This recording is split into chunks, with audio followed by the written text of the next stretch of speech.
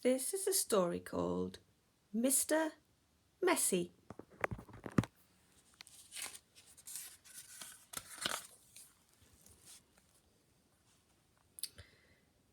Mr. Messy was the messiest person you've ever met in your whole life. He looked messy because he was messy in everything he did. You could always tell where Mr. Messy had been because he left a trail of messy fingerprints wherever he'd been. Oh yes, Mr. Messy was messy by name, messy by nature. Can you see the fingerprints? Goodness me, look at the house. Mr. Messy lived in a particularly messy looking house. The paint was peeling, the windows were broken, there were tiles missing from the roof, the flower beds were overgrown with weeds, the garden gate was off its hinges. And had Mr. Messy cut the grass in the garden lately? He had not.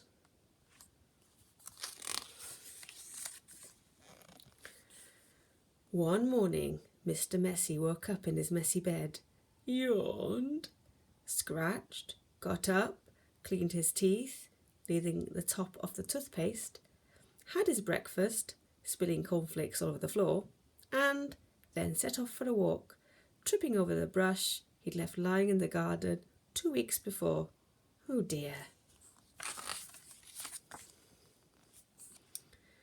There was a wood behind Mr. Messy's messy house with a messy garden, and that was where he went for his walk. It was a particularly large wood with lots and lots of trees, and it took Mr. Messy a long time to walk through it. But he didn't really mind because he felt like walking that morning.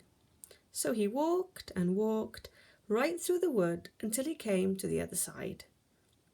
And you know what he found on the other side of the wood? Let's see. Well, that's not his house, is it?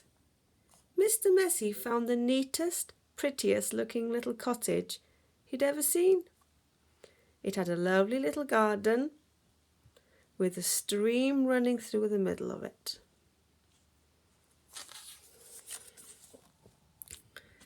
There was a man in the garden clipping the hedge. He looked up at Mr. Messy as he approached.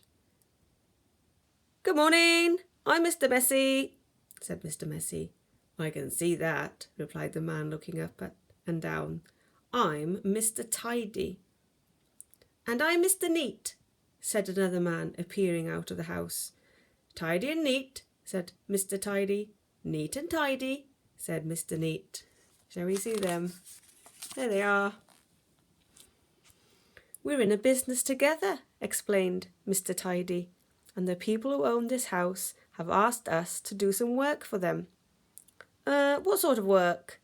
asked Mr. Messy. "Oh, we make things neat, nice and neat," said Mr. Neat. "Tidy things up," added Mr. Tidy. "Perhaps we could come along to do some work for you," said Mr. Neat, looking at Mr. Messy, who was looking even messier than usual that particular morning. "But I don't want things neat and tidy," said Mr. Messy, looking downright miserable at the thought of it. I wonder what they'll do in Mr. Messy's house. "Nonsense," said Mr. Tidy. "Fiddlesticks," said Mr. Neat. "But," said Mr. Messy. "Come along," said Mr. Neat. "Off we go," said Mr. Tidy. But, said Mr. Messy. "But nothing," said Mr. Neat, and bundling him into their van, which was parked behind the house, off they went to see Mr. Messy's house and the other side of the wood.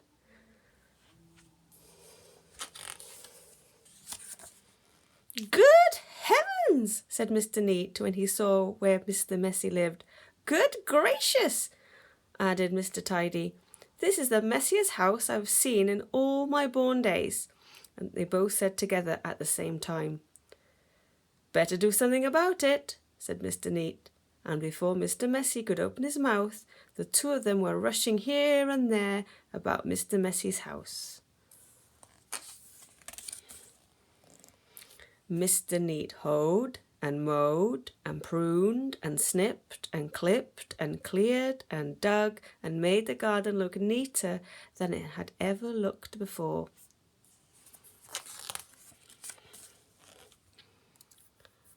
Mr. Tidy cleaned and primed and rubbed and painted and mended and made the outside of Mr. Messy's house look tidier than it had ever looked before.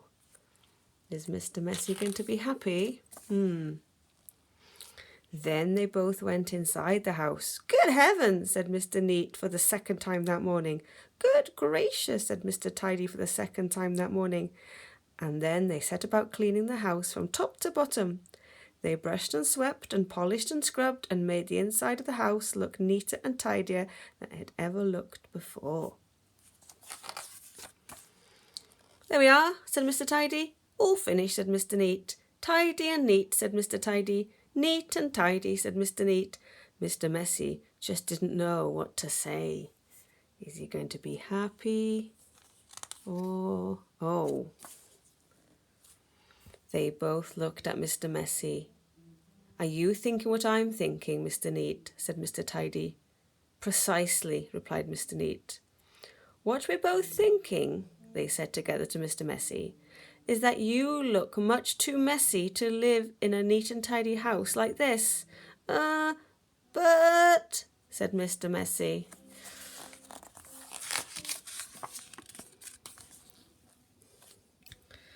But whatever Mr. Messy said was no use, and Mr. Neat and Mr. Tidy whisked him off to the bathroom upstairs.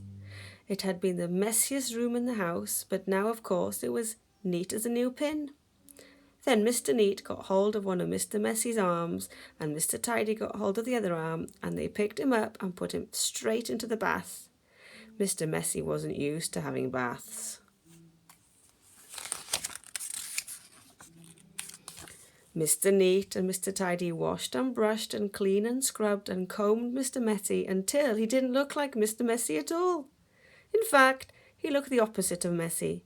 He looked at himself in the mirror.